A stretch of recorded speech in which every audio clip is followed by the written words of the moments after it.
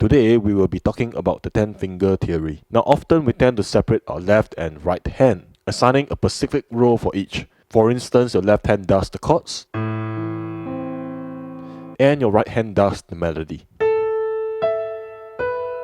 So if you put them together,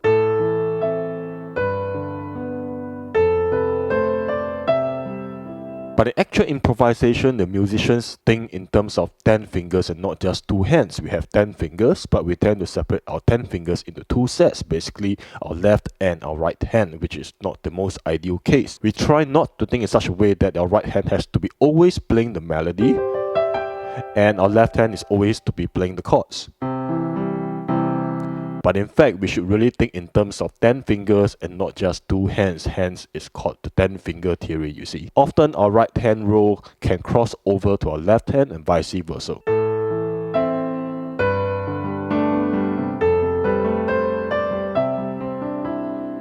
Now, before we go any further, you have to explain to your student how you can break up your piano playing into 3 different sections. So what do I mean by that? You see, you have 88 keys here. On your extreme left will be the bass section, which is simply a note, whichever note that you start with on your left hand. So if you play a 1-5-8, for example, your 1 will be the bass note. Just like in the combo band, the bassist play the lowest note among the rest of the other players.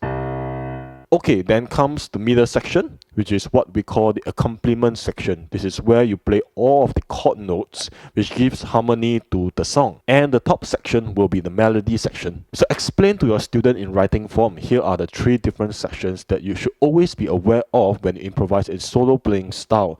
The bass section, which is simply the first note you start with, the accompaniment section, which could be the wider section, and then the melody section. Bass, accompaniment, melody. Bass, accompaniment, melody. Remember, wherever you place these 3 sections on your keyboard, whether if it is here or there, they always have to be in that sequence. The bass, accompaniment, melody. A lot of times we make mistakes by playing the accompaniment part within the melody section itself.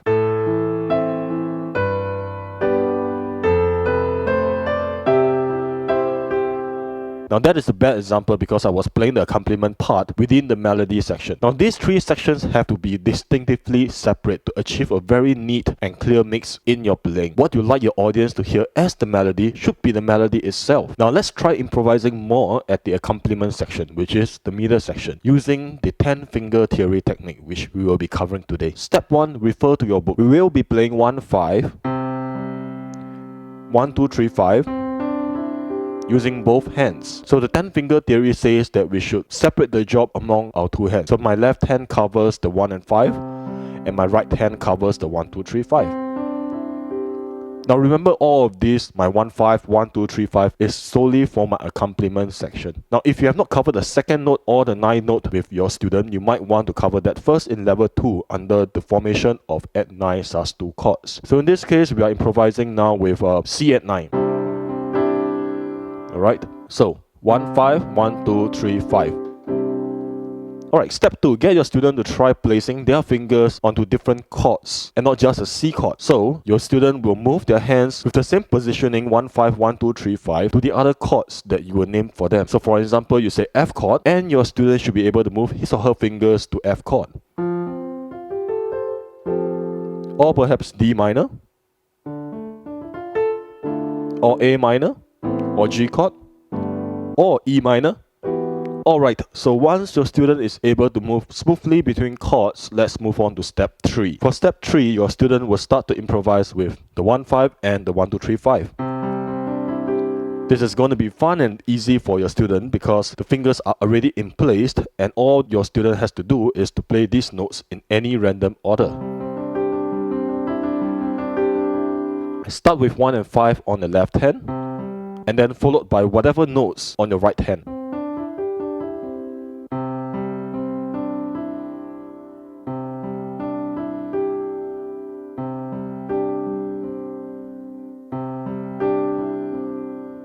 Your student may realize some patterns that they improvise sound good while others sound weird. So refer to a book and try all the 7 suggested different patterns. It is advisable for you to try all the 7 patterns with your students according to the book. And from there, your student could choose a couple of patterns that sounds good and applicable. Now step 4, apply these patterns to a song. Every melody in a song has some spaces somewhere, and as soon as there is a space which is equivalent to a rest, your right hand will assist the accompaniment section, hence applying the 10-finger theory.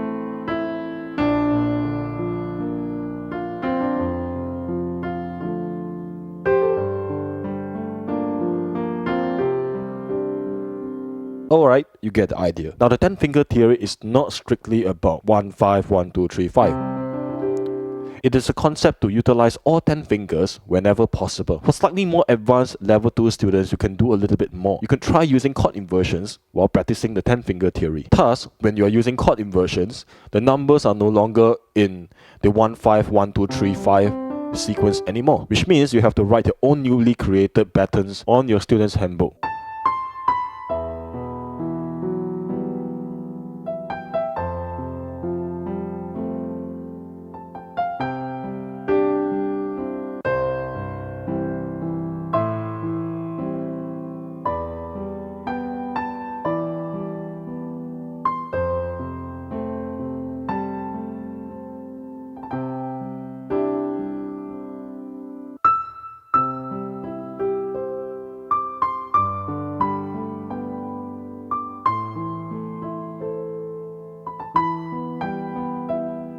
If you have covered the subject on understanding relative major and minor in PBS level 2, you should try adding the minor 7. For instance, C chord, A minor, D minor 7, E minor 7.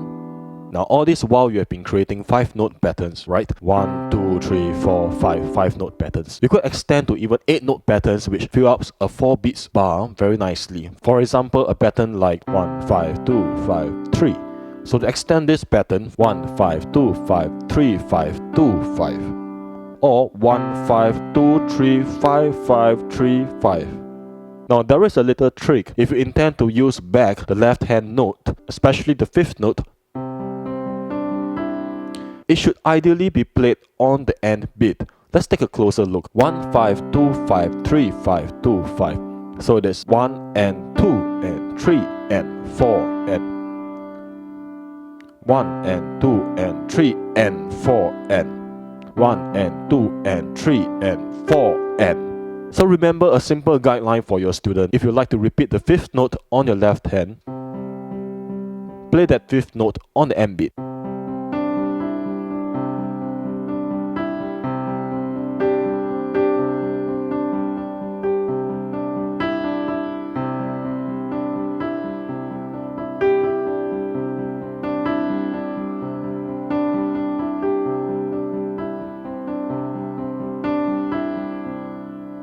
Now remember that all this while we are improvising with the 10-finger theory, we were playing the accompaniment section Alright, and just to recap, there are three sections in your solo playing: the bass, accompaniment, and the melody. So we are playing at the accompaniment section when we are improvising with the 10-finger theory. Now, if a student likes to play in comping style, meaning in accompaniment style, that will be even easier, because in comping style, you simply have to take away the melody section and you have only two sections left, the bass and the accompaniment. Now, there is another approach to the 10-finger theory technique, which you might consider to teach your students. This other approach is what we call the directional flow, instead of using numbers or notes. Now, all this while we were going with numbers like 1, 5, 1, 2, 3, 5, and so on. Now, instead of using numbers, we can use directional flow. For example, in this pattern, the directional flow is going from left to right, right?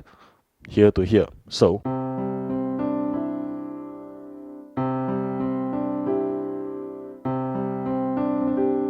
now another example.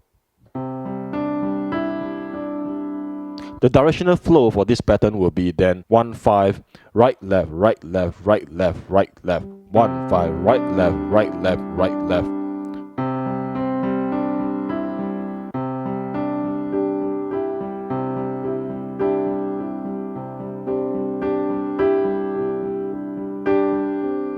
How about another one? 1, 5, 2, 3, 5, 5, 2, 3. The directional flow for this pattern will be going up by 5 notes, 1, 2, 3, 4, 5, and then going up again, but starting backwards somewhere in the middle. So it will be dang dang dang dang dang dang dang dang dang dang dang dang dang dang dang dang. Dun dun dun dun dun dun dun dun dun dun dun dun dun, and then I come back to here, 3 more notes. Dun dun dun dun dun dun dun dun dun dun dun dun dun dun dun dun dun dun dun. So you see, you could use any of these directional flow patterns to create your own improvisation. Example 1, I will be playing from here to here. Example 2, I'll play here, here, up, up, down, up, down, up, down, up, down.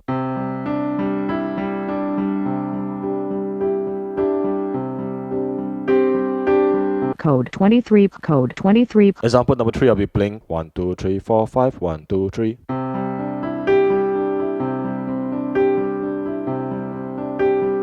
Example 4, maybe, I will go up and I'll go down. Pam, pam, pam, pam, pam, pam, pam, pam. So the directional flow will be going up and then back down.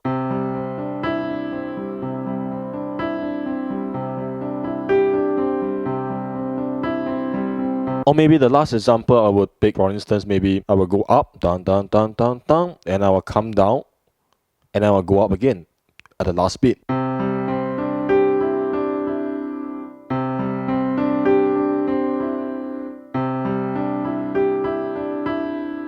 Whether you'll be using the numbers or the directional flow patterns, remember to write as many notes as you can on your student's handbook. Technique is really a very wide subject, and often any forms of improvisation or other techniques in level 2 and so forth often leads to the same 10-finger theory. Now, before I end the video, these are more song examples with the 10-finger theory concept.